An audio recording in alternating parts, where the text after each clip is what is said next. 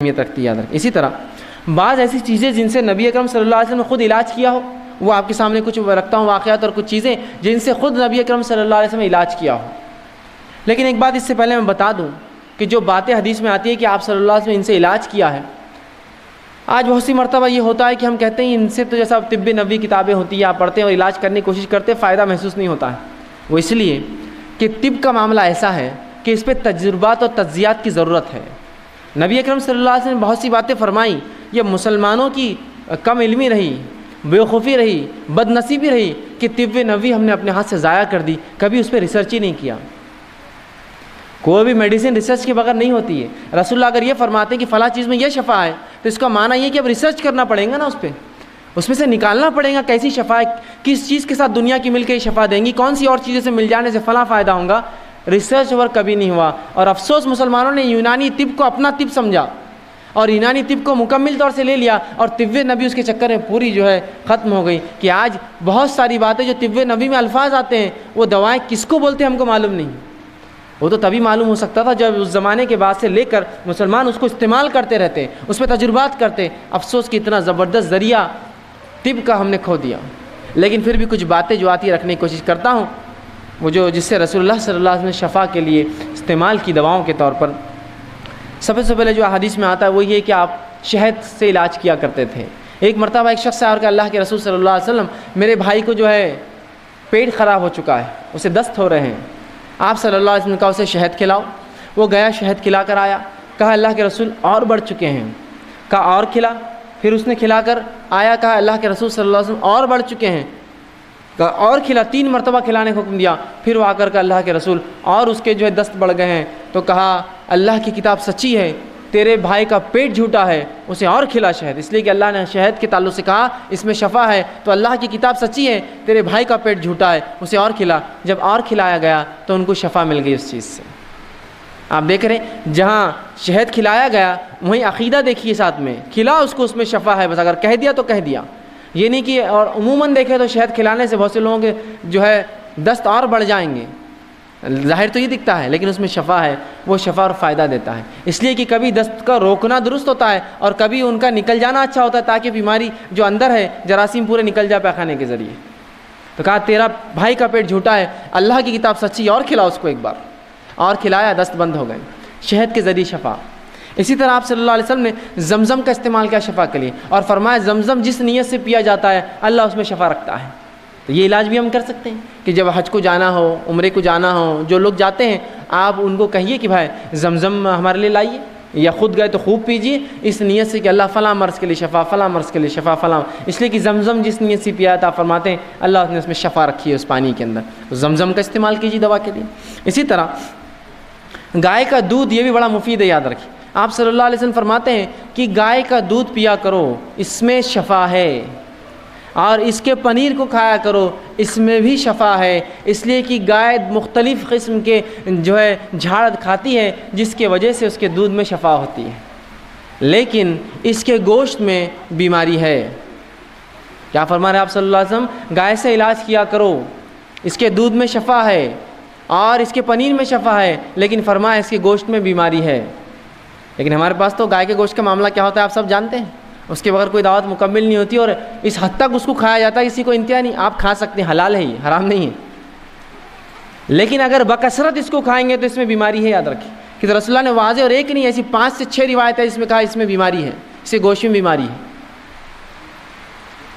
تو آپ نے فرمایا اس کے دودھ میں شفا ہے، اس کے پنیر میں شفا ہے، اس لیے کہ گائے چرتی ہے اور بہت سارے مختلف جھاڑ کھاتی ہے جو بیماری کا علاج ہوتے ہیں، تو اس کو پینا چاہیے، اس کے دودھ کو، اس کے پنیر کو، اور کہا اس کے گوشت کے تعلق سے احتیاط کرنا، اس میں بیماری ہے۔ تو حلال ہے ایسا گوشت کھانا، لیکن بکثرت کھائیں گے تو بیماری ہو سکتی ہے، یاد رکھیں رسول اللہ نے فوراً وضاحت کر دی اس میں بیماری، اور تمام احادیث صحیح ہے، یاد رکھیں۔ تو گائے کے دودھ سے علاج کروائیے، اسی طرح بچوں کو پلائیے، خود پیجیے، بیمار ہو تو بڑا شفا اس میں فائدہ ہے۔ اسی طرح آپ نے زیتون کے تیل کے تعلق سے کہا، زیتون کے تیل میں بھی شفا ہے، کوشش کریں کہ زیتون کا تیل ہم استعمال کریں۔ اب لیکن بہرحال اب کیسے استعمال کریں اس کو تو ظاہر سی بات ہے تجربات کرنے پڑیں گے۔ اب جو لوگ تجربے کرتے ہیں مختلف چیزوں میں ملا کر زیتون کا تیل کیا فائدہ ہوتا ہے ان سے پوچھنا پڑیں گے کیسا ہوتا ہے بول کر۔ اسی طرح کلونجی میں آپ نے فرمایا شفا ہے، اور کلونجی کے تعلق سے فرمایا کہ کہ تم جو کالے دانے کلونجی جس کو کہتے ہیں اس کو اگر ساتھ کھایا کرو، اس میں بڑی شفا ہے، اور فرمایا اس کے تعلق سے کہ جو اسے کھاتا ہے اس میں موت کے علاوہ تمام چیز کا جو ہے شفا ہے، تمام چیز کی سوائے موت کے، کلونجی، تو کلونجی کھایا کریں، اس میں بھی شفا ہے۔ اسی طرح اجوا کھجور کے تعلق سے آپ نے فرمایا اس میں بھی شفا ہے۔ اجوا کھجور وہ کھجور ہوتی ہے جو نبی اکرم صلی اللہ علیہ وسلم کے زمانے میں ایک مخصوص احاطہ ہے اس کے اندر اگتی تھی، اسے اجوا کہتے ہیں۔ تو اجوا کھجور جو کھاتا ہے آپ وسلم فرماتے ہیں جس دن وہ کھائے نہار پیٹ 7 اجوا کھجور، اس دن جادو اور اس پہ زہر اثر نہیں کرتا۔ اسی طرح اجوا کے علاوہ آپ فرماتے ہیں کہ حجامے میں بھی شفا، حجامہ سمجھتے ہیں، کپنگ جس کو کہتے ہیں، جس کے اندر بلیڈ کے ذریعے کچھ کٹس لگائے جاتے ہیں اور خون نکالا جاتا ہے مختلف جگہ سے، گردن کے پیچھے سے، سر پر سے، یا مختلف اعضاء جو تکلیف دیتے ہیں اس کو حجامہ کہتے ہیں۔ ٹھیک، آپ یہ بھی کر سکتے ہیں، کپنگ کہتے ہیں اس کو انگلش میں، یہ بھی بڑی فائدہ مند ہے۔ آپ صلی اللہ علیہ وسلم نے خود اس کو کروایا تھا ایک حج کے اندر، جب آپ گئے تھے حج میں اور آپ صلی اللہ علیہ وسلم میں کچھ تکلیف تھی، آپ نے حجامہ کرایا تھا، تو آپ یہ بھی کروا سکتے ہیں، اس کے اندر بھی شفا انسانوں کے لیے، تکلیف دہ جگہوں پر اور مختلف جو اعضاء پر یہ کیا جاتا ہے، تو حجامہ آپ کرا سکتے ہیں، اس میں شفا ہے۔ اسی طرح آپ صلی اللہ علیہ وسلم نے کہا سرمے کے تعلق سے کہا سرما لگایا کرو، اس سے آنکھیں جو ہے صاف رہتی ہیں، تو سرما بھی ایک قسم کا جو ہے آنکھوں کی حفاظت کے لیے آپ بالکل لگا سکتے ہیں، اس میں کوئی حرج نہیں، اور یہ بھی سنت نبوی ہے کہ آپ صلی اللہ علیہ وسلم سرما لگاتے تھے۔ ٹھیک ہے، اسی طرح ٹھنڈے پانی سے بخار کا علاج آپ صلی اللہ علیہ وسلم کرتے تھے۔ آپ فرماتے تھے کہ بخار شیطان کی طرف سے ہے، شیطان آنکھ سے بنا ہے، لہٰذا ٹھنڈے پانی سے بخار کا علاج کرو، اور ٹھنڈے پانی سے جو آپ جسم کو دھوتے، یا ٹھنڈے پانی سے آج بھی دیکھیے بخار اگر بڑھ جائے ڈاکٹر کہتا ہے پٹیاں رکھیے سر پر ٹھنڈے پانی کی، تو ٹھنڈے پانی سے آپ بخار کا علاج کرتے ہیں۔ اسی طرح جن چیزوں سے آپ صلی اللہ علیہ وسلم نے علاج کیا ان میں سے ایک ہے نمک کا آپ نے استعمال کیا بچھو کے کاٹنے پر۔ آپ صلی اللہ علیہ وسلم کو ایک مرتبہ بچھو نے ڈنک مارا، آپ نے اس زخم پہ ایک نمک لگایا اور اس پہ پانی بہایا، بلکہ اس میں آتا گرم پانی میں پیر ڈالا اور سورہ فاتحہ پڑھ کر دم کرتے رہے جب تک کہ زہر کا اثر ختم نہ ہوا۔ تو نمک کا استعمال زہر کو اتارنے کے لیے۔ اسی طرح آپ صلی اللہ علیہ وسلم جن کو پیٹ کے کچھ امراض ہوتے، مرض ہوتے، ان کو حکم دیتے کہ عربی بھیڑ جس کو دمبا کہتے ہیں، جس کی دم بڑی چوڑی ہوتی ہے، بہت موٹی دم ہوتی ہے، ہمارے بکرے اور مینڈوں کی ایسا نہیں، بہت چوڑی دم ہوتی ہے، آپ صلی اللہ علیہ وسلم فرماتے ہیں اس کی دم کی چربی نکال کر لاؤ، اس کو پگھلاؤ اور 3 دن میں جو ہے 3 حصے کر کے 3 دن میں وہ چربی پیو، جس سے پیٹ کی بیماریاں ضائع ہوتی ہیں۔ دمبا جسے کہتے ہیں عرب علاقوں میں بہت پایا جاتا ہے، تو آپ صلی اللہ علیہ وسلم اس کی چربی سے علاج کا حکم دیا۔ اسی طرح